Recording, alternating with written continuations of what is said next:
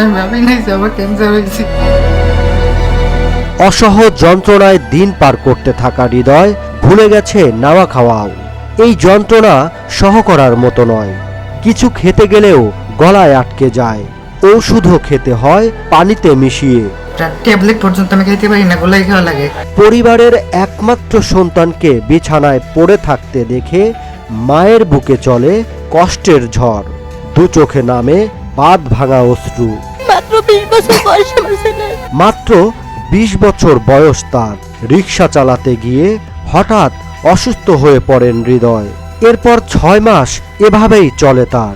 তবে 2 মাস আগে হঠাৎ করে গুরুতর অসুস্থ হয়ে পড়েন হৃদয়। পরে পিরোজপুর, খুলনা ও ঢাকায় চিকিৎসা চলে তার। জানা যায় হৃদয় ব্লাড ক্যান্সারে আক্রান্ত হয়েছেন। দরিদ্র বাবা মা অনেক ডাক্তারের দাঁড়ে দাঁড়ে ঘুরেছেন।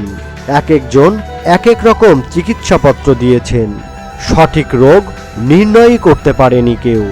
নানান জায়গায় নানান ডাক্তার এইসব কথা বলতে বলতে মানে রোগটাই ধরা পড়ে না। পিরোজপুরের দরিদ্র রিক্সা চালক আসিফ মল্লিকের ছেলে তানভীর আহমেদ হৃদয়।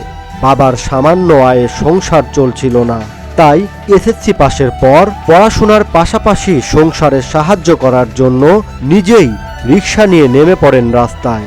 বর্তমানে টাকার অভাবে ছেলের চিকিৎসার ব্যবস্থা করতে পারছে না তারা।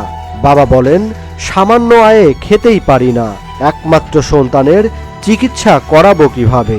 এখন তো কষ্ট, বাসায় হেলানো, চিকিৎসা ভাবে চালাইতে পারতাছি না। বিনা চিকিৎসায় কুড়ে ঘরেই জীবন প্রদীপ নিভে যাওয়ার অপেক্ষায় প্রহর গুনছেন অসহায় হৃদয়। আদরের সন্তানকে একটি ফল কিনে খাওয়াবেন সেই সামর্থ্যও নাই অক্ষম বাবা মায়ের। হৃদয়ের চিকিৎসা করাতে এই মুহূর্তে প্রায় নিঃস্ব হয়ে পড়েছেন পরিবারটি।